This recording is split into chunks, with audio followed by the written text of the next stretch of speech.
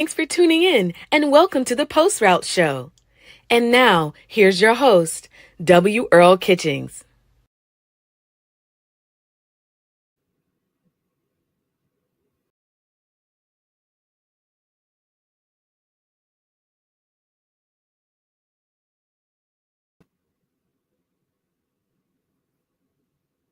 Good evening, everyone, and welcome to another edition of the Post Route. Before I get into the intro, I just wanted you to see this phenomenal image of what we are all about. We are Quarterfied Back, the preeminent fraternity for Black quarterbacks. And that image of that group of young men, we created that so that everyone can have a real good feel of what our fraternity, our brotherhood of Black quarterbacks is all about. I got to thank my social media director, Mr. C.J. Lazier, for putting this great image together so that we can show you the level of excellence that we are striving for here at Quarterfied Back and the Post Route. So when you see that photograph on Instagram, social media, wherever you see it going forward and see Q5B, I want this image to pop into your head. All right? All right. Again, I am Earl Kitchings. I am the host of our show, The Post Route, where we talk to quarterbacks, both past and present. Again, we are bringing you this show by way of Quarterfied Back, the preeminent fraternity for Black quarterbacks and home of the prestigious BIP Memorial Trophy, the only national award that honors both the top HBCU quarterback and the top Black quarterback from high schools across the nation. We're thrilled, as always, to have you with us tonight. If you enjoy our content and want to support what we're doing here on the Post Route, please hit the like button, subscribe to the channel, tap the notification bell so you never miss an episode, and if you're feeling generous, send us a donation. Join us live every Monday night at 7 p.m. for more phenomenal conversations. Before I get to my great guest who's going to be a part of our show tonight, let me just hit you up real quick with the HBCU top 10 quarterbacks of week 2, because these guys could be in the running, as we tell you, for that all-important BIP Memorial Trophy. So here we go. At number 10 is Cravian T-Set, redshirt sophomore out of Grambling. At number 9, David Buggs, a junior from Florida Memorial in Miami, Florida. He comes out of the Sun Conference. At number 8, Noah Biden, a senior playing for Edward Waters University in Jacksonville, Florida. At number 7 is Zy McDonald, a graduate student now playing for Clark Atlanta University up there in Atlanta, Georgia. At number 6 is Miles Scott, also out of Atlanta, Georgia, playing at Morehouse College, and he is just a junior. Coming in at number 5, a guy who's already in the brotherhood. He is now playing at Johnson C. Smith. That's Kevin Durham, a grad student over there for the Bulls. At number 4, Cameron Peters, a senior playing for Prairie View A&M out of the SWAC Conference. At number 3 is Jameer Dismukes, a senior at Allen University over in Columbia, South Carolina, out of the SIAC. At number 2, Andrew Body, the redshirt junior, who is now making what could be a strong comeback for this upcoming season over there in the SWAC as he tries to lead Alabama State to what could be one of their more phenomenal years. The redshirt junior missed most of last season after a season-ending injury, but he's already back, played against University of Alabama Birmingham this past weekend, put up 316 yards and 4 touchdowns, and Drew Body.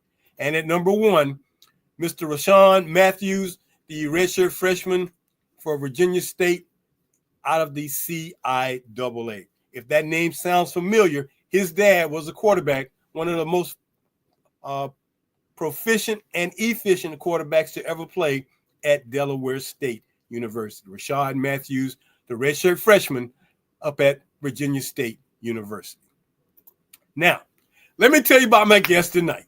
Man, now I am so blessed to be able to bring this gentleman on because he is quite a talent. From the San Diego, California area where he grew up, went on to play a little JUCO football before he ended up landing in Lansing, Michigan, playing for the Spartans of Michigan State. Had a phenomenal career there. Second team All Big Ten, drafted in 1996 by the St. Louis Rams at that time as a quarterback. Moved on to the Baltimore Ravens, where he was a member of their 2000 Super Bowl championship team, and he helped lead that team to that glory. Went on to have 10 years of playing in the NFL. Ladies and gentlemen, please help me in welcoming my guest to the Post Route tonight, quarterback Tony Banks. Tony, welcome to the show, buddy. Hey, I appreciate the invite. I've been looking forward to it, man. I've been following you for a while. Well, we do appreciate you taking the time out, man, and being on with us. So let's just jump right into it. Talk a little bit about that experience of playing out there on the West Coast when you were growing up. We were laughing about how you wanted to be a running back at one point in time and you ended up being a quarterback. Talk a little bit, let everybody know what you really wanted to be. Yeah, I wanted to be Eric Dickerson. My first time playing youth football, I wanted to be a running back. At that time, running backs were the prized possession of any team, whether you're playing youth football, high school football, college football, pro football. It was all about that guy you get a ball to 30 times. And, it was just like anybody else. I wanted the ball.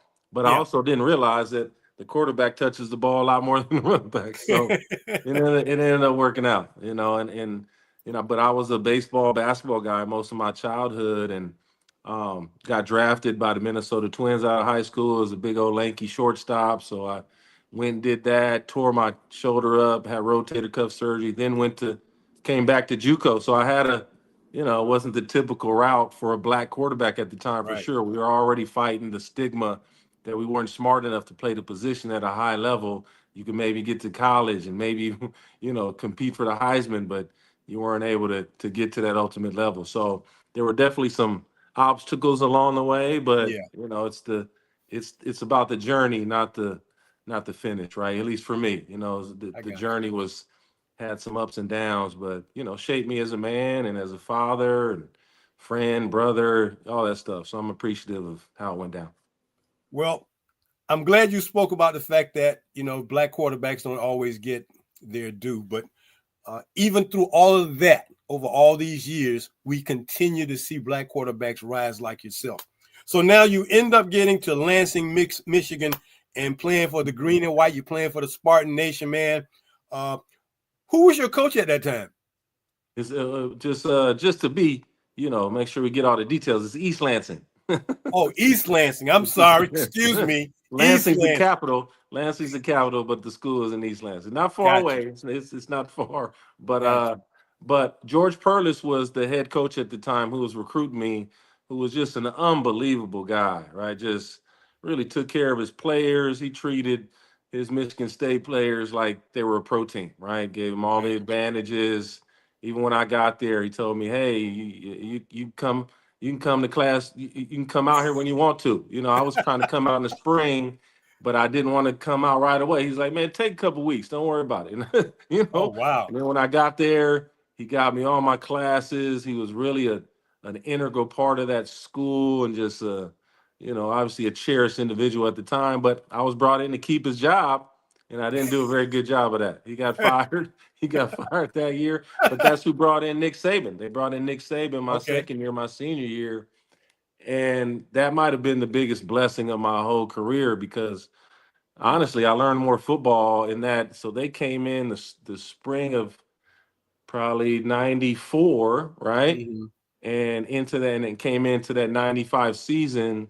And I learned more football in that time with them than maybe I even did in the NFL. I had a lot of coordinators and coaches in the NFL, but Coach Saban and his staff, his offensive coordinator, Gary Tranquil, they were just amazing for me. They were able to paint a picture that turned me from just an athlete playing a position to a legitimate quarterback that could read coverages. And when I got to the NFL, those nuances and the play calls, they weren't daunting to me. I'd done it before, So at the time, there weren't many rookie starting black quarterbacks, let alone there weren't very many rookie starting quarterbacks, let alone black quarterbacks, right? Right. So Steve McNair was drafted the year before me. He was still on the bench. You know, they were trying to make sure he was ready.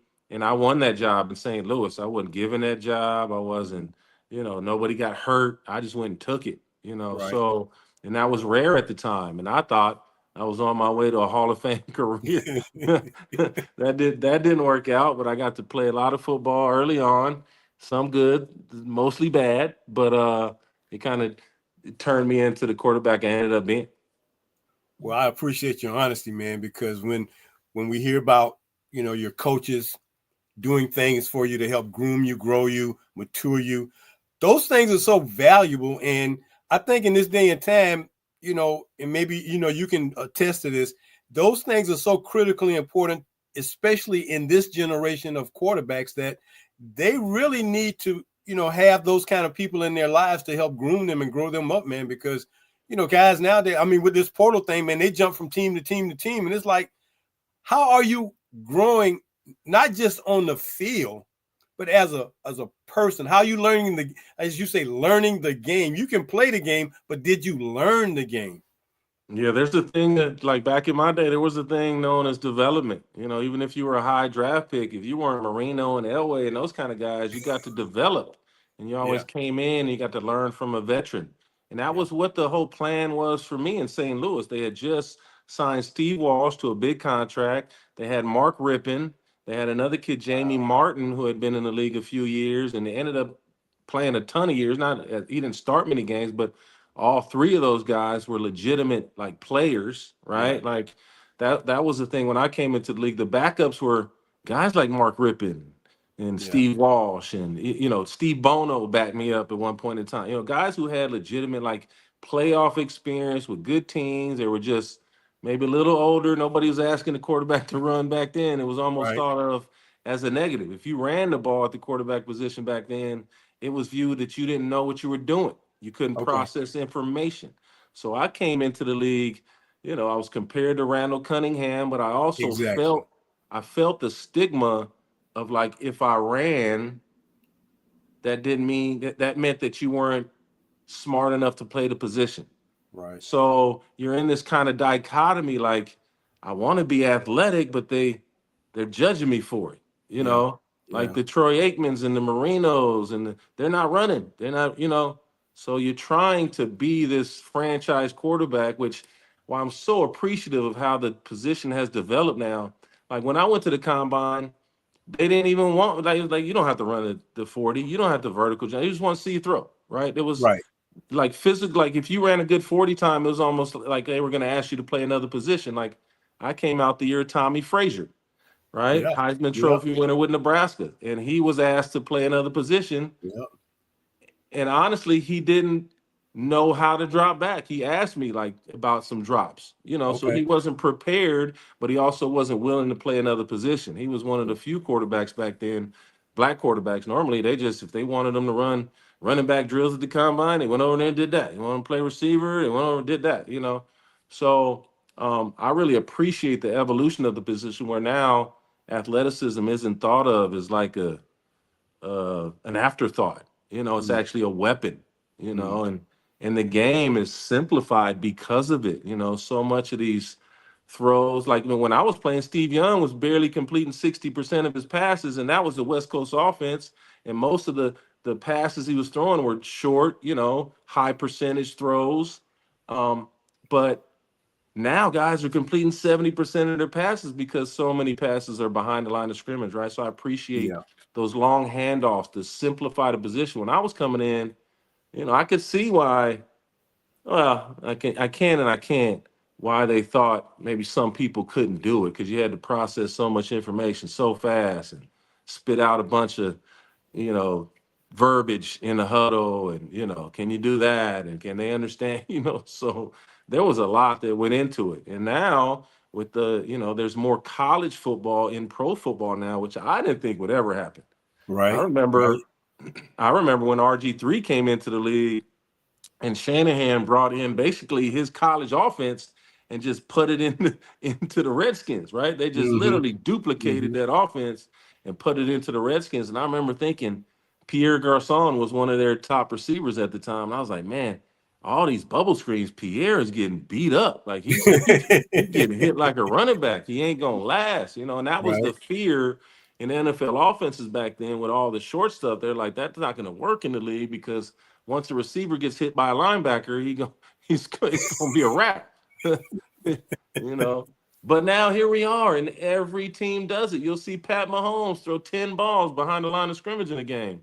So the evolution of the game and what they're asking these guys to do, even though it's still difficult, um, you can play earlier than maybe back then. I got you. So two things that came to mind when you were talking about. Number one, Tony, do you have any thoughts, or do you recall having to take the Wonderlic test when you came into the league? and I want you to talk about that. But something else that you just mentioned that I think gets really minimized. You talked about having to process as the quarterback, having to process so much information, not only in having to know the plays, but when you get under center in the shotgun and you're looking at that defense, you're having to process. Let's start with that part first before we get to the Wonderlic test. Talk about the process of just processing information, man, because that is something that is so relevant and key for a quarterback.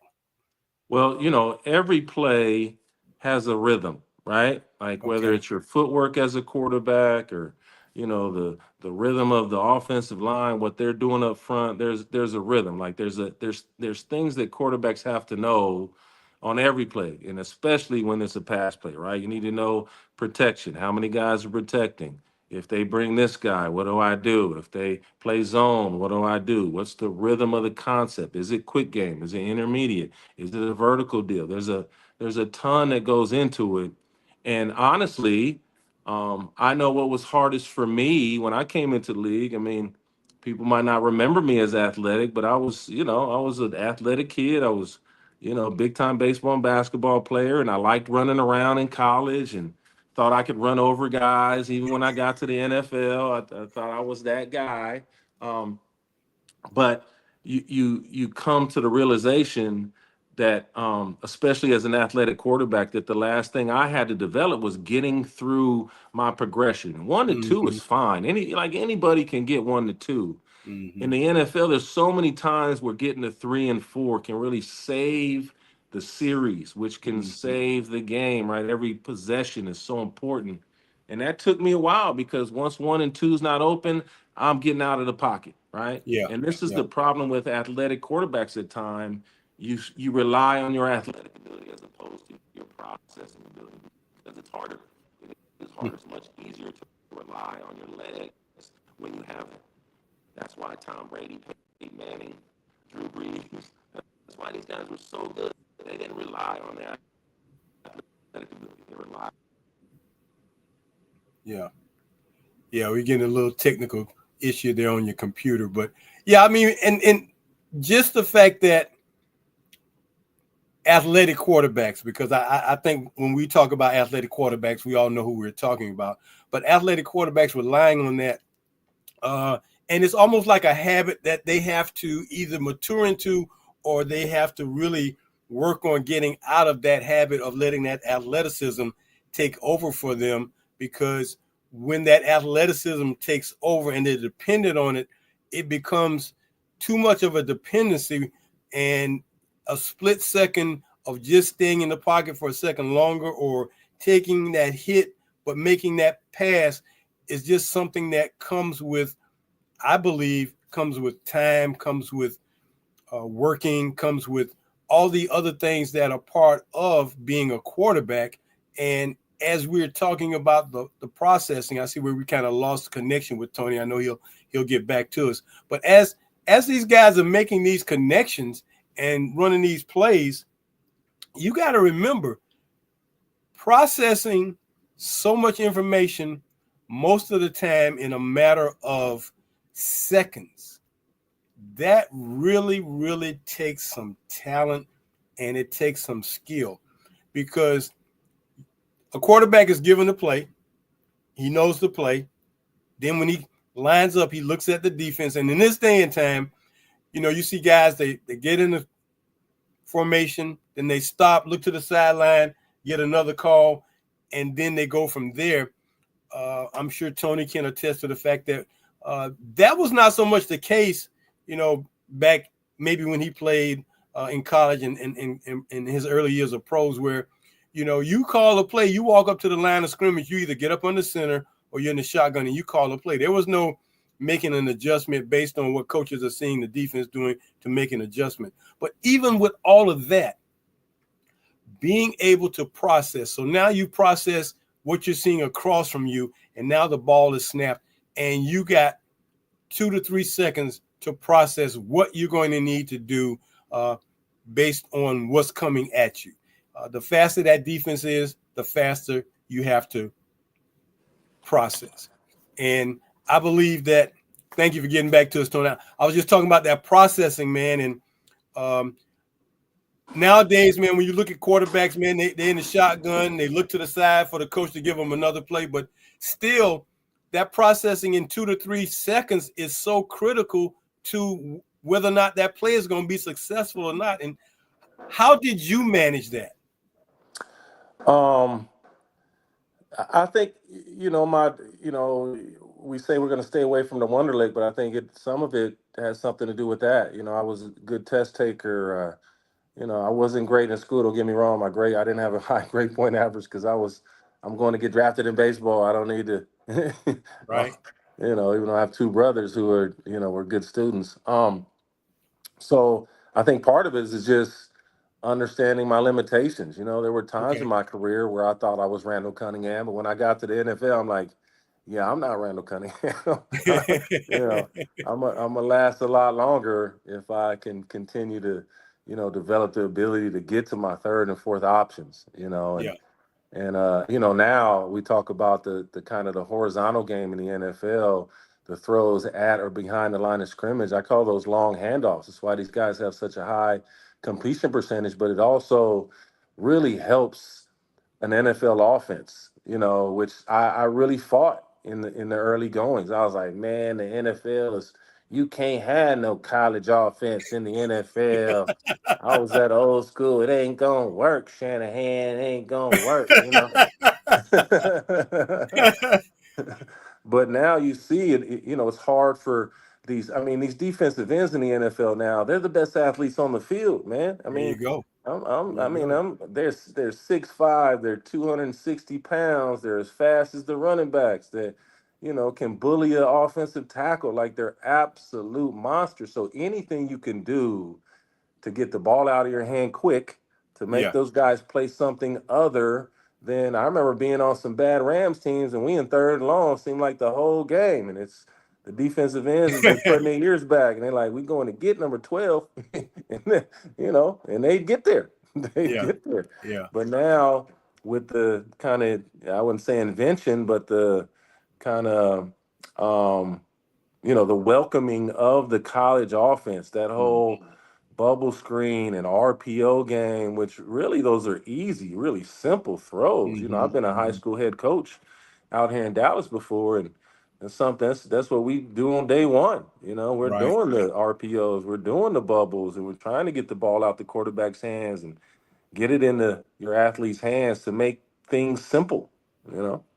So Tony, has that part of the game helped to make athletic / black quarterbacks more successful in the way things are being done now, because they don't have to maybe do some of the things that once was required? I mean, do you think that part of the game has helped them to engage the game a little bit better? Well, I think you're still required to make all the difficult throws and all the difficult reads. It's just not as often. Maybe Okay. in a 70, 80 play game, you're not asked to read coverage, to get the ball vertically as much as you used to. It's simplifying. People think reading the defense and looking guys off is like you look one way and throw the other. It's not that simple. You have to know the defenders that you're trying to manipulate. Right. And that could be one player. That could be the will backer you're trying to manipulate in an RPO. So it really simplifies what a quarterback's looking at. Because I remember playing the Pittsburgh Steelers my rookie year, and I'd never seen a 3-4 defense. Okay. And it looked like there was 15 defenders out there. I was like, what is going on out here?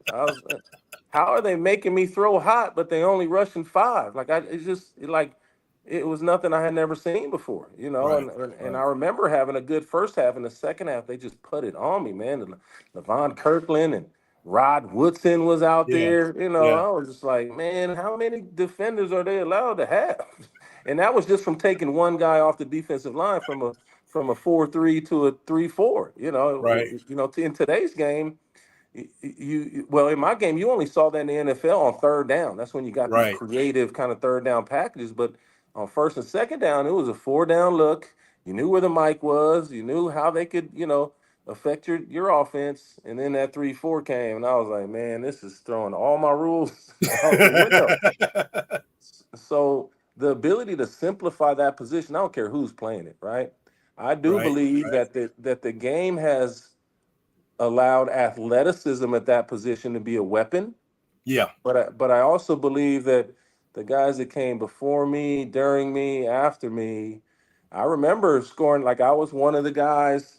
I scored high on the Wonderlic, and there Okay. weren't many guys up until that time, um, who were brown, Yeah. to my knowledge, what I Yeah. was told, that scored high on that test. Right.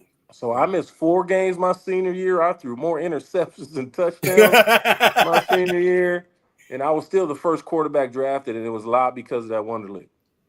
Do you remember one of the craziest questions they may have had on that Wonderlic test that's kind of stuck with you, man? It's like, man, why are they asking me this question and I'm trying to play football?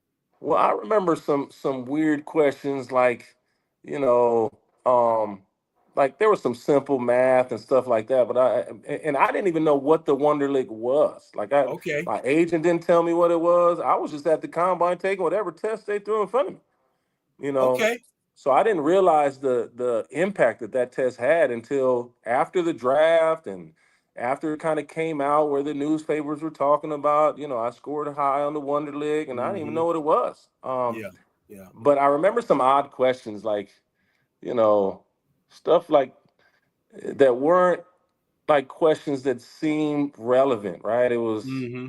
you know you be okay being a dressmaker, that's just stuff. It's just weird, weird. So, they throw those random things in to make sure you're not just breezing through the test, right? Not just filling in like how some people used to take them Scantron tests, put all B's, Yep. and Yeah. Yeah. trying to make sure you're not doing that.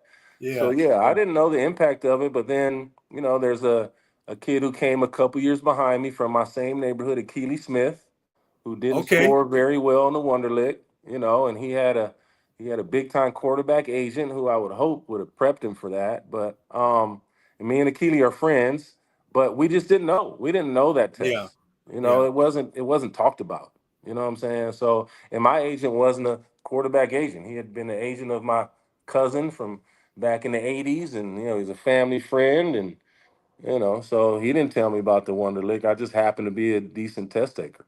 So I mean, when they gave you this test and you got it and you start, trying to figure out what it's all about. I mean, what kind of went through your mind? Like, what is this thing, man? It's like, it's not the app. I mean, it's not the standardized achievement test. What is this? Because there's some crazy things being asked of me. I mean, I remember in doing some of my research for my book, they talked about, knowing, well, if you're this far away from the sun, what happens if you do this or that? It's like, what the hell does that have to do with me throwing a football? Yeah, it was definitely a test, looking back on it, that didn't really seem relevant. Yep. You can't Yep. really piece it together. But I also knew, being that I was, a Yep. historian of black quarterbacks and always supported black quarterbacks, and I knew the thought process behind how they judged us. Yeah. So I just put my best foot forward at every test they threw in front of me, Yeah. and it could, like, if I wouldn't have been a good test taker, it could have been a setup, Uh, because it was, Tony, it was a setup yeah, it because was the only test of that nature. exactly. And my research bared out the fact that, well, they released the scores of the black quarterbacks, and that was it. They didn't release the scores of the white quarterbacks, I so don't it's like remember hearing any scores of any quarterbacks other than black quarterbacks. You were right exactly. about that. So it was a setup because it's like, well, if we can get them not to pass this test, then that's a reason for us to tell them, well, Tony, man, if you had passed that test, we could have put you in there. It's like, coach, I throw one of the prettiest, best balls you ever seen on the 20, 25-yard out. What does that test have to do with me throwing that route? Yeah, But yeah. that's what it was all about, man. And I did not know about that test until, like I said, I wrote my book and then found out that another gentleman, another sports psychologist, had written or created a new test for aptitude, and Justin Fields blew the roof off that thing. I think he scored like a 130 on it. And they're like, man, there's never been anybody to score that high. But it's like, but again, why is the test necessary? And why do you only talk about the scores for certain people and not everybody? But we get it. And I would hope that if that is still a part of the mechanism in the NFL, that agents and or individuals who've been that route can share with these young guys coming up, hey man, this is why your aptitude is important. Because if it comes to that, you don't want to, as we used to say, man, if you had your degree, we would hire you tomorrow, but you don't have it. We don't want that to be the reason why you get eliminated. So I was just curious because not everybody has shared that information with us because it may not have been important, but I just was curious, man. But Well, especially I wish we could get to the bottom of that because even today, I'm sure there's some white quarterbacks that haven't scored well on that test, oh, but you know it, man. we You never know it. hear about it, right? But You know but it. there has to be some type of measuring stick at that position of what do you call it? Maybe to be to be able to handle things, right? To be Yeah, able to process information. I think you can learn more from an interview maybe than you can from a Wonderlic type test yeah, because that position is unique, man. It's unlike any other position in sports. Just it because, is. like you said, I can throw that deep out, that don't mean I can play quarterback in the NFL. Correct. So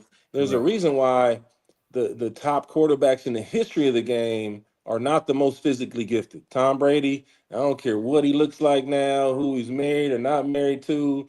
He is not a great athlete when it comes to looking at a football roster. He's probably the worst athlete on the field every time he set foot on the field, right? Mm, Peyton Manning, same way. Even though he's big, strong kid, he didn't really spin the ball the way a Warren Moon or some of these guys did, but he processed information really there quickly. you go. He changed the game at the line of scrimmage. Up until that point, you didn't have the whole offense at your disposal at the line of Mm-hmm. scrimmage. And I was Mm-hmm. fortunate enough in my 10-year career that my time with Baltimore and in my finished my career with Houston, that's what they asked the quarterback to do. You basically had free reign at the line of scrimmage. And Okay.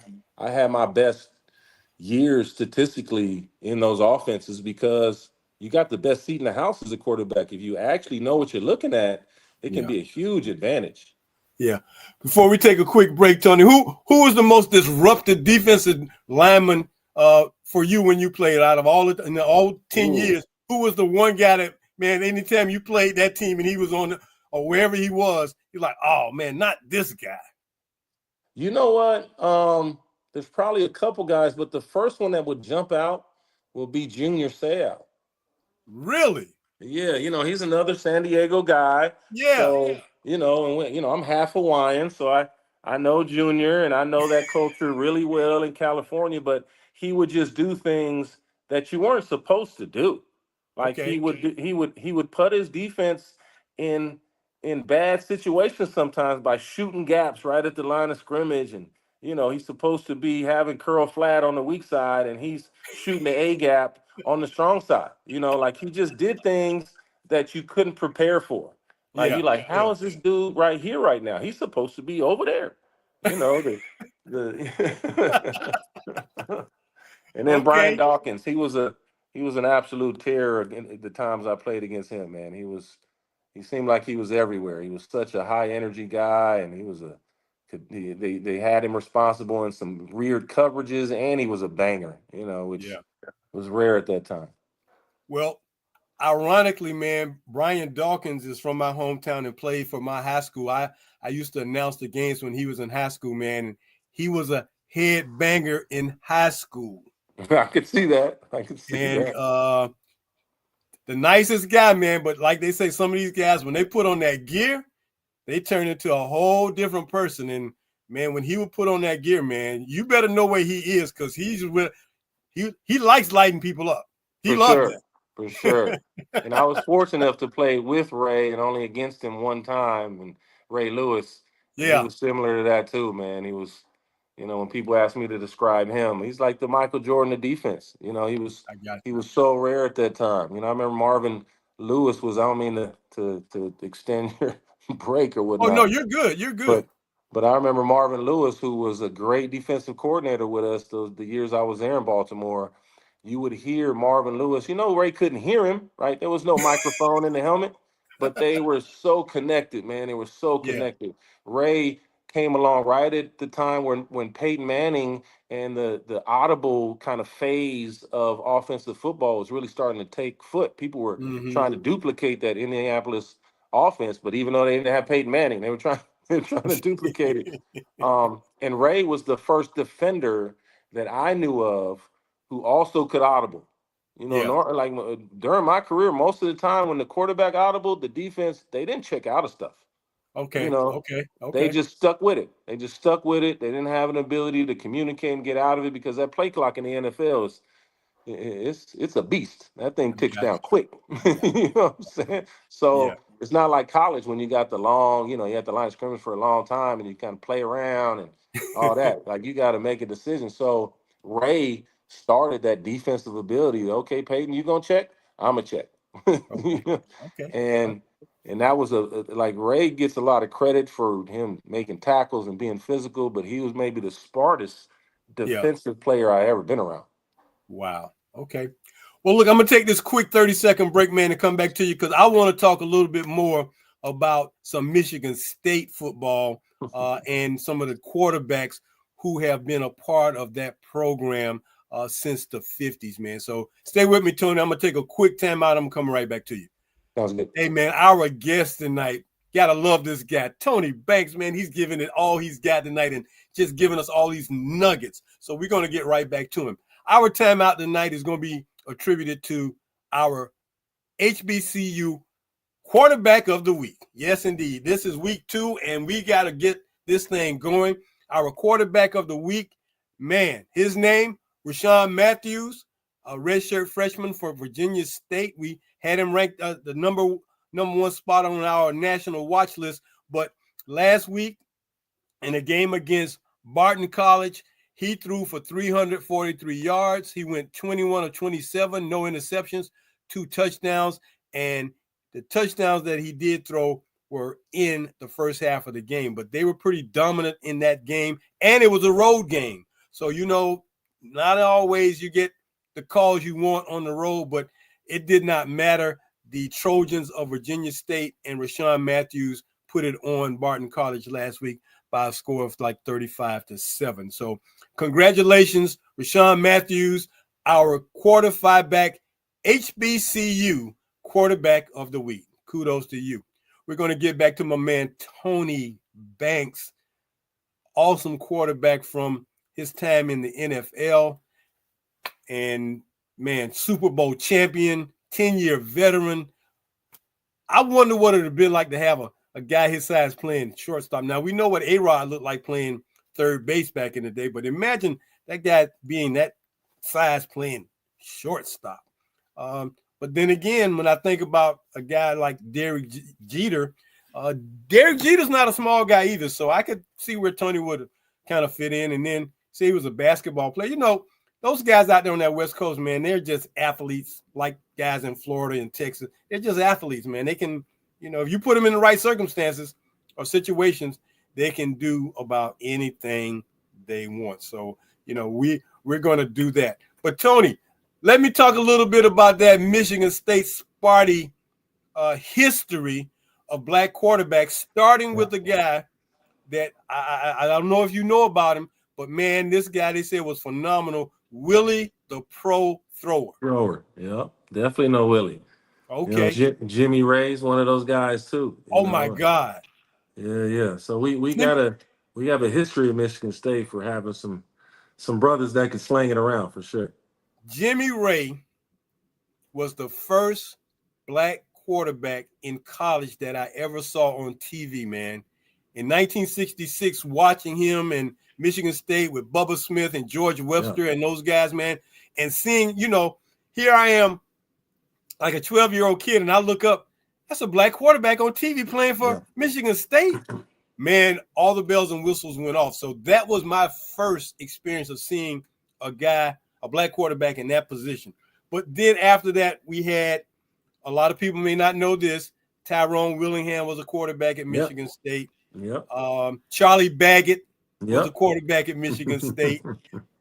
Tony Banks was a quarterback at Michigan State. Bobby McAllister. Bobby McAllister, yeah. So then now they got a young man. Then we had a long break, man. Now we just got a new one, Aiden Childs. Man, Aiden Childs, man, he is a nice kid, a nice guy.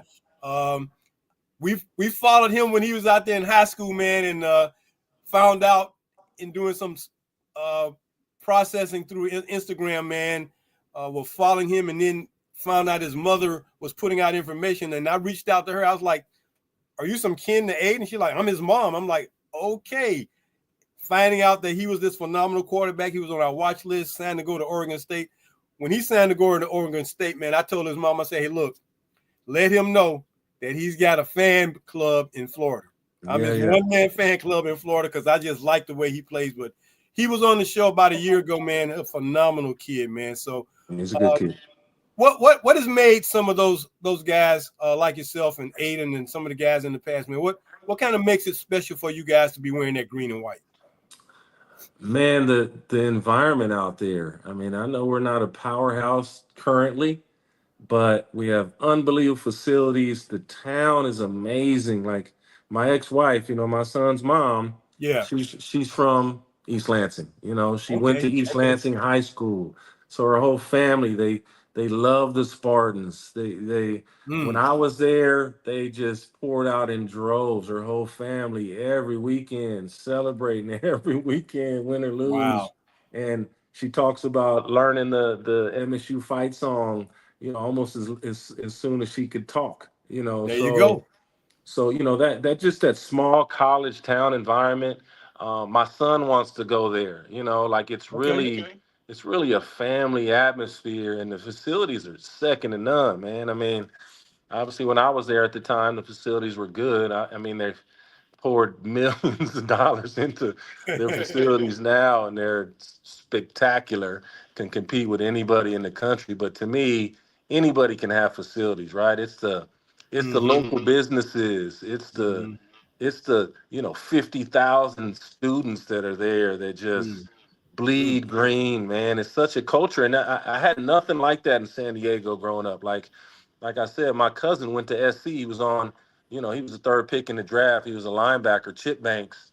And so we used to go to those SC games, like every home game, dang near. We'd go up there and watch him, and they had some great SC teams. So I knew that atmosphere, but I don't know if that at that time it didn't compare to kind of the atmosphere I had at Michigan State. Like we weren't a powerhouse, but there was not an empty seat in the house ever. There was no 50,000 out of 70,000. It was 75,000 strong, whatever it was. Okay. And it was electric, man. And it's addicting. It really is addicting. And now when I go back, I feel that same electricity. My son feels it, My son's not a big time recruit right now. He's working at it, but he feels that electricity, and how everybody feels like they're into it, and all the, how college fans are. The students, they have all the chants, and they, it's just, it makes you feel almost like this 3D experience. It's like going to some gaming room and getting this 3D experience. It's amazing, man. It's amazing. So with all that history and all that legacy up there, man, it's got to be quite off the chain, man, when the rivalry happens either in East Lansing or you travel over there to Ann Arbor to play Michigan, man, because that has got to be one of the most insane rivalries in the country. It is, man. Like when I first got to Michigan State, me being a Cali kid, like I said, George Purley's brought me in. His job was on the line. Like, let's get this Cali kid in here and save my job. And I wasn't good enough. I wasn't good enough to do that year. Um, but yeah, man, I so appreciate my time there, and I wish I could have. There's part of me that wishes I could have kept George Perlis's job by playing better, and I finished Yeah. out the year strong. But then Nick Saban came in, and that was maybe the biggest blessing of my whole career. So, you live and you learn, man. Well, Tony, you've been in some extraordinary situations, man. I mean, and to play at a program like that, to be touched by Nick Saban early on in your career, man, and then to be blessed to, a lot of times guys don't get an opportunity to play 10 years in the league like you did. Some guys only get a chance to play a few years. I was really saddened when I saw RG3 go down the way he did, man, because I thought they rushed him into trying to play quarterback in a league where it's like, dude, he's not a big guy, and you got him trying to play quarterback, in my opinion, a little bit too early. Do you think that some of this is a little bit, too early for some of these guys to be pushed into a starting position based on the physicality of the game now? Man, I think size is also a weapon. Okay. Eyes can be a weapon. Your arm can be a weapon. There's so many weapons that you can have at that position, and size is one of them. Yeah. I know the general public isn't 6'5" and doesn't think you need to be 6'5" to play that position, but it does help. Yeah. Yeah. Having vision does help. There's the rarity of the Kyler Murray and the Baker Mayfield and the Drew Brees. Drew Brees used to look out the bottom of his helmet. Like, I don't know how he used to Wow. see some of the things he did. He was really rare. He was a little guy, but he played tall, and Yeah. that's not something that's easy to do, right? And RG3 was, maybe height wise he was good, but he was a track body, Yeah. and Yeah. and some of those hits aren't advantageous for a track body, one last thing, I don't know where, if I pass this time, but I got a chance to play for Jimmy Ray too. He was the offensive Okay. coordinator with the Redskins when I played for the Redskins. So, we Okay. got to have that Spartan on Spartan. I hated his offense. I ain't gonna lie. I didn't like his offense. Only because it was a bunch of shortstop. It was West Coast. He's Gotcha. kind of brought up in that West Coast kind of way of thinking. And I didn't want to throw slants and flats. You Right. know what I'm saying? Right. So, but I learned a lot of football with him, and we were able to collab a lot because I was coming from a system where I could audible. In the Yeah. West Coast system, you don't audible, right? I got you. They're supposed to have built-in answers, even if it's just a flat route or a swing route. They're supposed to have built-in answers to blitzes. Where I like to block it up and make them pay. Let's go get vertical, Yeah. So Yeah. he let me do some of that while also not letting go of his West Coast philosophy. So I was Okay. really fortunate to get a chance to play for Jimmy Ray because for a long time he was the only black offensive coordinator in the NFL. I mean, it wasn't even a close second. There wasn't even a black quarterback coach. So I want to make sure we touch on that. Had you met Jimmy Ray before you got to the Redskins? I did, but I wasn't I was more like my history at the quarterback position was Tony Rice, Major Harris, Rodney Okay. Peete. Those were the guys I Woo. was looking at coming up. Woo. Those guys, but those guys didn't get opportunities. Rodney Yeah. Peete did, but I used to watch that Rodney Peete, Troy Aikman battle. I'm like, man, Rodney better than Troy. Why ain't he the first pick? So I was that young black quarterback coming up, like, man, do I want to even play this position? Yeah. We're Yeah. not even getting a shot. I thought Major Harris was an absolute stud. Oh Right. man. Yeah. So when he didn't Well, even get an opportunity to play at that level, I was like, man, let me stick to baseball. well, you mentioned another guy in that group, man, and he doesn't get, I don't think, gets the notoriety, but that doggone Tony Rice was a hell of a For quarterback. sure. Man. He was in the Hell of a Heisman quarterback. talk for years, Yeah. Yeah. Yeah. Yeah. Playing for some So great Notre Dame teams. But, back then, when you ran as a quarterback, like we said, that meant you didn't know what you were doing. You couldn't play at the NFL level if you relied on your legs. And Tony Rice, he could run. Major Harris could run.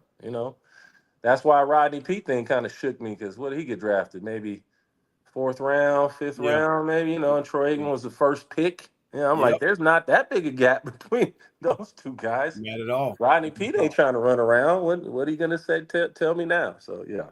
It's interesting you say that, man, because in growing up, doing segregation before integration happened, uh, going to black college football games, that was the only thing we knew about a black quarterback. They could throw, but the game was built on these coaches wanting to run the ball. Now, the only coach that I know of that really loved to throw the football was John Merritt over at Tennessee State.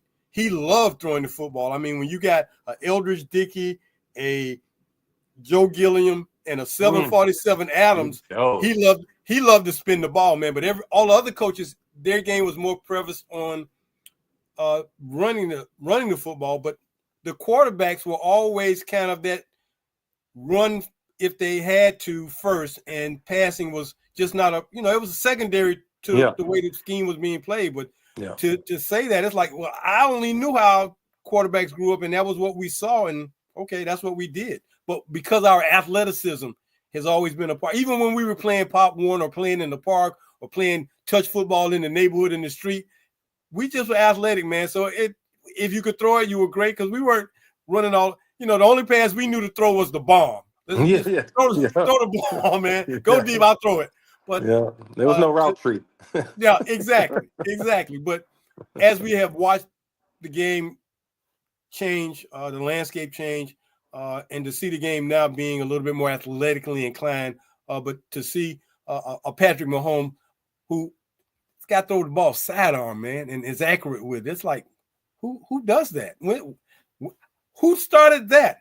And so the transformation and all these things have happened, man. And you've experienced quite a bit. You've seen it, and I'm just going to guess that you are basically putting a critical eye, man. Every time you're watching a pro football game, you're looking at it with a critical eye as a quarterback. I can't help myself, man. My son doesn't even like watching games with me because I'm like, you see what he's looking at right here. This is what he's saying. You need to pre-snap this. You need to be able to see this. so, so yeah, it's hard. I think part of that when my career was over, that's part of what led to my divorce too. I became hard to watch games with. I still thought I could play, and I'm angry at the TV. Look at this sorry quarterback. You can't do that, and I'm over here on the couch. So yeah, man, I remember one of my favorite quarterback stories. James Harris was Yeah. part of the staff in Baltimore when I was there, and him and Okay. Ozzie Newsome, right? Ozzie was also a teammate of my former cousin Chip Banks with the Cleveland Browns. So Right. I had a bunch of ties in there with Baltimore. And me and James Harris used to like play horse and shoot around in the. We had this big bubble where the weight room was on some turf, and they had a little basketball, just a rim in there. And after working out, he'd be seeing me over there shooting around, and he'd come over there. We play horse, and we just talk and swap stories. And he told me this one story. He was playing for the Rams, and he got some opportunities to play early in his career, and at that time it was so rare to see a black quarterback, right? We talking about Absolutely. what, like the 70s, right? So Yeah. um he told me, he's like, Tone, one time I got in the game and I came in, I think he said, I forget what quarterback he came in for. He didn't start that game, but he tells the story where he goes in it's like maybe right before the half or right before the end of the game, whatever it was, and he gets in the huddle and he tells the guys, he was like, if something I used to know this verbatim, but it was basically like, my arm is so strong that even if you in the parking lot after this route, you ain't outran my arm, right? and that's and that's been kind of like, I say that because like I appreciate anybody that can play that position at a high level, right? No Right. matter what their skin color might be. But I am a follower of black quarterbacks. I'm a big fan of Okay. black quarterbacks because I know kind of where we came from, and I know people who told me you better play another position. There's no way you can do it at that level. Yeah. So Yeah. I remember. like constantly trying to prove people wrong, Yeah. And now, I played against another black quarterback. I started like 80 games in the NFL. I played against another black quarterback a handful of times, maybe 3, 4, 5 times. And, Steve McNair was a couple of those times, and we had some really big battles. But now when you turn on the TV, it's hard to find a game without a black quarterback, So I appreciate where we've come from. And, I wish we didn't have to deal with the stigmas we had to deal with back in the day. Even me, Yeah. I'm 52 years old, so it doesn't seem like that long ago that I was playing, even though it was 20 years ago. And when I came out of the draft, there was still that stigma, Yeah. So, now we've kind of broken through that barrier, and these guys are winning games. I mean, there were the random black quarterbacks back in the day, but it was like they can't win. Like Randall, he was the offensive player of the year multiple years. Oh, he can't win in the playoffs because he's too playground. I remember that word being thrown around when I was Mm. in the league. Mm. When you ran around, like they didn't call Steve Young playground, but any No. black quarterback that ran No. around, it No. was he playground. He don't know what he's doing. So, that's one of the reasons I'm an advocate for these brothers coming up, man, because they might not know it, but man, we had to go through some turmoil to kind of push some of these stigmas aside and let people know that we're capable and we can win big games and we can win Super Yeah. Bowls, and Pat Mahomes is the next level of that, right? Yep. Yep. So, you talk about him throwing sidearm. He's almost doing to football what Steph has done to basketball, man. Everybody Mm-hmm. want to come in the gym and shoot threes. I train quarterbacks now, and they want to drop they arm slot down for no reason. Right. Like it's Right. one thing if it's organic and you're trying to throw around somebody or you're rolling to your left and it's just organic. But I saw Arch Manning drop his arm slide down on a shallow cross this past weekend when he could have just set Yep. his feet and it would have been such an easy throw. But all these guys, like I tell people, everybody's not a shortstop. Like Pat, his father was a baseball player. He's got a Right. baseball background. Like Right. everybody can't play shortstop. There's like Tom Brady's a catcher. He don't drop Right. his arm slot down and he's considered the GOAT, right? Yeah. So, Yeah. now you got to be able to stay in your lane. Like I really am proud of Lamar Jackson last year because I used to think he was guilty of that. He dropped his arm slot down just for no reason, just because he Mm-hmm. wanted to look like somebody else, I felt. Yeah. But this past season, he was ripping the ball. I didn't even know he had a fastball. He was like a pitcher with no fastball to me. Mm. Now you can see him throwing with conviction. He's not dropping his arm slot down for no reason, He's actually able to rip balls down the seam as opposed to aiming and placing and layering.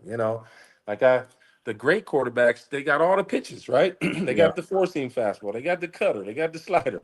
This is how you can manipulate the ball. But Yeah. if you can't master your fastball, you're probably not going to be great at the other ones either. I got you. So I got you you. know Okay. that's my Well, soapbox. Tony, I wish we had more time, man, because this is just one phenomenal conversation, man. But and it's been so much fun. I know we could talk forever because you like to talk, I like to talk. But by you gracing us with your presence tonight, man, let me tell you, you have now become a member of the Brotherhood, known as Good. Quarterfive Back, man. And we want to just welcome you and thank you for being our newest member of our fraternity for black quarterbacks, man, because things that you've shared tonight, man, and your belief in black quarterbacks, man, means so much to us as it means to you. So welcome to the Brotherhood. Thank you so very much. We'll be getting out your certificate and your lifetime membership letter to do that. And then we're working on some other things to get to our fraternity members, man. But, man, welcome to the group. I appreciate it, man. It's good for us to finally connect. Thanks for the invite. All right. Well, Tony, till the next time, man, you take care of yourself, and we'll be talking soon. Sounds good. All right. Thanks. Man, doesn't get much better than that. Well, that's going to do it for us tonight here on the Post Route. Once again, I want to just leave you with the image. The preeminent fraternity, Quarterfive Back. Till next time, as we always say, go deep and go for the bomb. Take care, everybody.